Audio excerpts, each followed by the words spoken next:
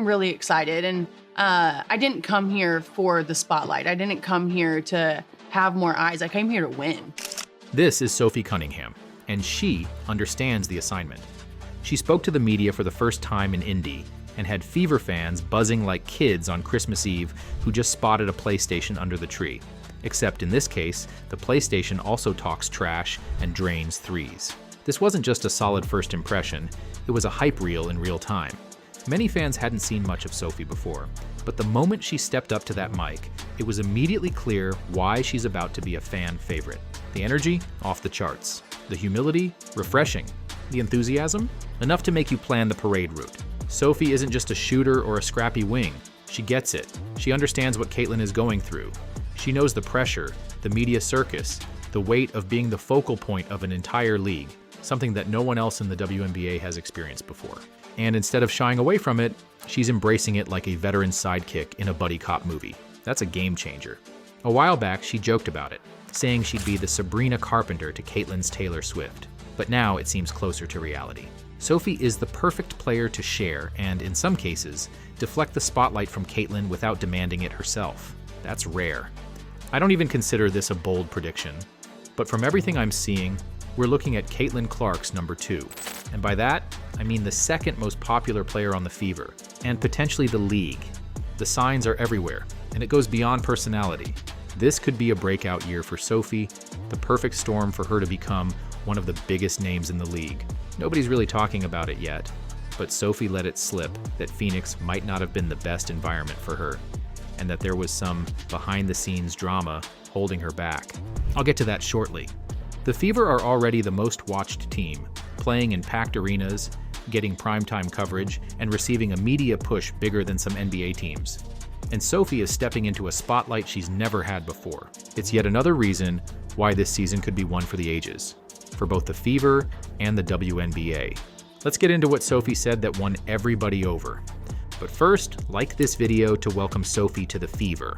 Okay, as you know, Sophie Cunningham was acquired through a trade that kicked off an incredible free agency for the Fever. She, along with Natasha Howard, Sydney Colson, and DeWanna Bonner, brings a blend of championship pedigree, offensive firepower, defensive toughness, and a will to win. Basically, everything the Fever desperately needed last season. Sophie is known for being a sharpshooter from beyond the arc, but even more than that, she's built her reputation on being a fiery competitor who does not back down from anyone. If there's a scuffle, there's a good chance Sophie is in the middle of it. She learned from the best, spending years in Phoenix under recently retired GOAT Diana Taurasi. She's seen what it takes to win championships, she's been through the playoff grinder, she knows the mind games, the battles, the moments where toughness wins out. But her time in Phoenix? It wasn't all roses. Last season, there were rumblings that she and teammate Natasha Cloud weren't exactly besties. The reason? Politics. Cloud went on a full-on TikTok rant talking about their differences. I tried to have open dialogue. I tried to have hard dialogue with her. Hands on it. And if that don't matter to you, you can't tell someone you love them and then vote against their life. Period. Now, both players have moved on from the Mercury, so I'm not going to speculate that this was the reason for one or both moves. But Sophie did let something slip in her media availability that hints it might have played a part. More on that in a moment. But let's talk about why Fever fans are hyped about this move. The main reason? She's not afraid to mix it up, defend herself, and defend her teammates. And that matters in Indy more than anywhere. Here's Clark for 29 points, gets tripped up. For Wintrust Arena, the Fever have really stretched out this one. Caitlin Clark is the clear-cut star of the WNBA. She is the reason for the WNBA's ascension into relevance. Viewership, sky high, attendance, best ever. Merchandise sales, through the roof. This is the first time in WNBA history that players actually have hope heading into a collective bargaining agreement, and it's all because of Caitlin. And yet, instead of appreciating the fact that she's revolutionizing the league, players couldn't take it. Egos got in the way. And Caitlin? She got pummeled. Don't think Caitlin took more than her fair share of rough play? Just look at her new arms. She's pumped up, ready to take the abuse and give it right back while drinking a quart of muscle milk. But the worst part? She had no protection. Through all the cheap shots, flagrant fouls, and players acting like they were auditioning for WWE, nobody on the Fever had her back. Nobody stepped in. Nobody set the tone. That sends a message. And this season, that message is going to change. Because now the Fever have that player. Kicks it to Cunningham. 3 on the way. Is good. No foul is called. And now tempers are flaring.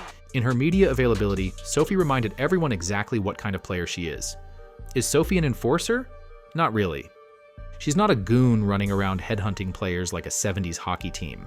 She's not out there throwing sucker punches from behind like some other players who no team even wants to sign. But she's also not letting anybody take cheap shots without hearing about it. That's the kind of fire that wins over teammates. That's the kind of grit that fans rally behind. And speaking of fans, I started this video by saying that Sophie is about to become the second most popular player on the Fever. It was obvious from the moment she got traded that the fans took a liking to her. But her recent media availability, that clinched it. See, there's one huge thing I need to call out about Fever fans, and more specifically, Caitlin Clark fans. They are tired. Not of watching Caitlin cook defenders from the logo. They're tired of two things. First, they're tired of other players taking liberties on their star on and off the court. And second, they're done with other players and media trying to take credit for what Caitlin built. Forget the Kennedy Carter cheap shot for a second. Caitlin was taking just as many hits off the court. The media, the owners, ex-players, they worked overtime trying to undercut her success. Every record she broke, she's overrated. Every jaw-dropping highlight, it's just hype. The actual money she was bringing into the league, it's everyone, not just her. And of course, when all else failed, they pivoted to the race card. No. I'm not even going to go too deep into that because it's been said. We've all seen it. We all know what's happening. The point is, this scrutiny wasn't just about calling out bad plays or off nights. It was personal. And you better believe Caitlin's fans saw right through it. There's a reason nobody in Indy or Iowa City is buying Cheryl Swoops a beer anytime soon. Because at the end of the day, this all boils down to jealousy. They can't handle that Caitlin is getting all the credit. Stats don't matter. Clutch moments don't matter. Ratings, ticket sales, jersey numbers, irrelevant.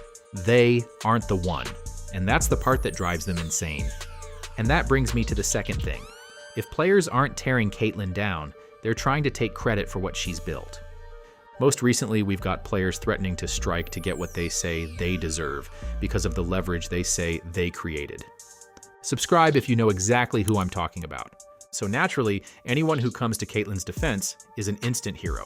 And Sophie understood the assignment. You know, she has changed our game in the best possible way in every way. And so just to be alongside of her and maybe relieve the pressure, being able to... Oh, and it gets better. I just think she's had a lot of pressure on her shoulders, and I think a lot of people, no one's walked in her footsteps, and so it's really easy to judge and to say things, but at the end of the day, we all need to empower each other and be there for each other, I think. This is a breath of fresh air. Sophie is giving Caitlin credit for the undeniable seismic impact she's had on the WNBA, while also recognizing the hate she gets. Now obviously, people get skeptical when a player joins a new team and suddenly starts hyping up their new star teammate. Feels a little forced, a little pandering, right? But that's not the case here. Why does everybody hate Caitlin Clark? And do you hate Caitlin Clark? Come on, talk dude. to me. Absolutely not. I think that she's a gem, and for me, I think she's handling the pressure very well. She's doing a lot of great things for women's basketball, and I'm a fan. Like, I would love to play with her one day, for real. Sophie has been vocally supportive of Caitlin before. This isn't new, and that authenticity, that's what fans are feeling. That's why she's already an instant fan favorite. And if you're thinking, okay, but that alone doesn't make Sophie the second most popular player on the team, let alone the league, consider this. Winning over Caitlin Clark's fan base is a lot more valuable than people realize. And here's the data to prove it. Indiana Fever games made up 45% of all WNBA broadcast value. That's nearly half the league's TV revenue. Caitlin's fans bought over 340,000 tickets last year, with the Fever averaging over 17,000 per game, which absolutely dwarfs every other team. She sells out everywhere. She's now packing 15,000-seat arenas for preseason games, and other teams? They're upgrading to venues 2 to 5 times larger just to accommodate the Caitlin Clark crew. Even though team owners won't admit it, like how the Atlanta Dream owner hilariously claimed there was a scheduling conflict, which fans are still laughing at. This is 100% because of Caitlin. Now you might be thinking, so what? Just because fans love Caitlin doesn't mean they'll automatically rally behind Sophie. Well, here's the missing piece. We all know Caitlin Clark led the league in jersey sales, but look who was sitting at number 4, Kate Martin, a second-round draft pick who averaged less than 3 points per game last year, selling more jerseys than the league MVP. Why? Because she was Caitlin Clark's Iowa Hawkeyes teammate. So if the state of Iowa can get Kate Martin's jersey to number 4 in the league, imagine how many Sophie Cunningham jerseys are about to fly off the shelves now that she's supporting Caitlin on and off the court and bringing the energy that fans love. And don't look now, but her jersey already sold out. Gone. Now, I just mentioned putting up solid numbers, because to really win over fans, you can't just talk the talk. You've got to perform. And based on what we've heard from her, all the signs are there that we could see some great performances ahead. Sophie's a knockdown shooter and typically good for around 8 points per game, so she probably won't put up Caitlin Clark, DeWanna Bonner, or Kelsey Mitchell points. But could we see her stats take a jump this year? Absolutely. And I think, honestly, being here, I've already been motivated. Like, I know this is a new, fresh start. I'm not in a box anymore. Like, I can finally be free and be in an offense that I think that I can really thrive in and be around players who our mind is strictly on basketball and winning. Sometimes players just need a change of scenery to take their game to the next level. And throughout that clip, you could hear exactly why Phoenix might not have been the best fit for her. The Mercury's style wasn't necessarily built for her skill set. The Fever, fast-paced, run and gun. With the firepower this team has now, that's going to be a nightmare for opposing defenses. But here's where things get really interesting. Did you catch what she said about being around players who are strictly focused on basketball? At the end of the day, I want to be a good leader. I want to be a great teammate. I want to bring the culture piece and make sure our egos are put aside and that we're all in here to win. And I think that's going to be pretty easy with the group that we have. Let me remind you about that drama with Natasha Cloud I showed earlier. Is this what she was referring to? Nobody's really talking about this, but locker room distractions and rifts can tear teams apart. And as professional as players try to be, drama can and will impact on-court performance. So when Sophie says she's free, it sounds like she's talking about more than just basketball. She's talking about being free from the drama too. And this wasn't just a one-off comment. This was a theme she hit over and over again. But to be honest, my original thought was like, oh, heck yeah. Like, we're about to go win a championship. Like, that's exactly where my mind went. This is exactly what Fever fans want to hear.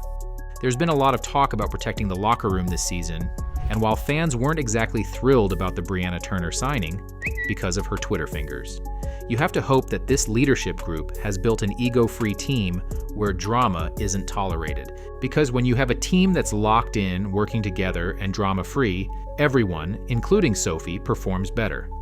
Now, I've talked about supporting Caitlin and playing a key on-court role, but then there's this. She's likable and incredibly camera-friendly. Now, I'm not going to post the bikini photo shoots, like I'm totally not doing right now, because that's not what I mean. I'm talking about how she carries herself in interviews, her demeanor. In this sense, she's unique. During her time with the Mercury, she moonlighted as a recurring analyst for the Phoenix Suns.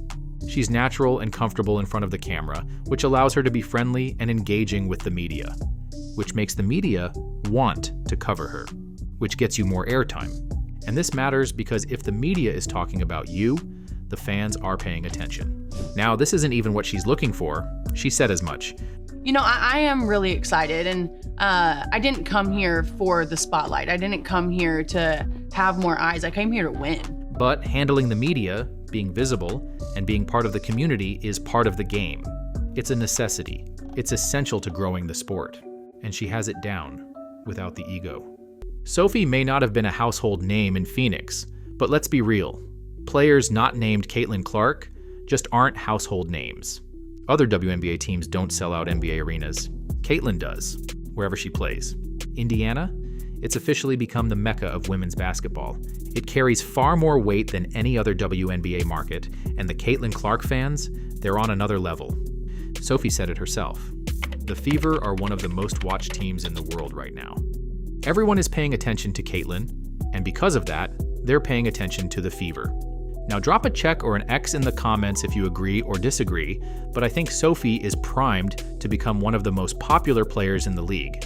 She's saying the right things, with the right attitude, while being likable, composed, and polished in interviews. That's a skill, and she's been working on it for years.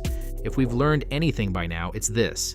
Never underestimate the Caitlin Clark effect. She brings in casual fans like never before, and those fans, they're insanely loyal and protective. I've made plenty of videos about the Kate haters and what happens to them. They get eviscerated by her fans. But there's a flip side.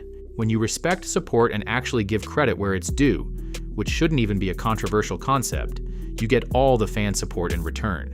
And if Sophie leads, makes Caitlyn better on the court, and steps up when Caitlyn needs backup, she's not just going to be popular in Indy, she'll become a household name among basketball fans.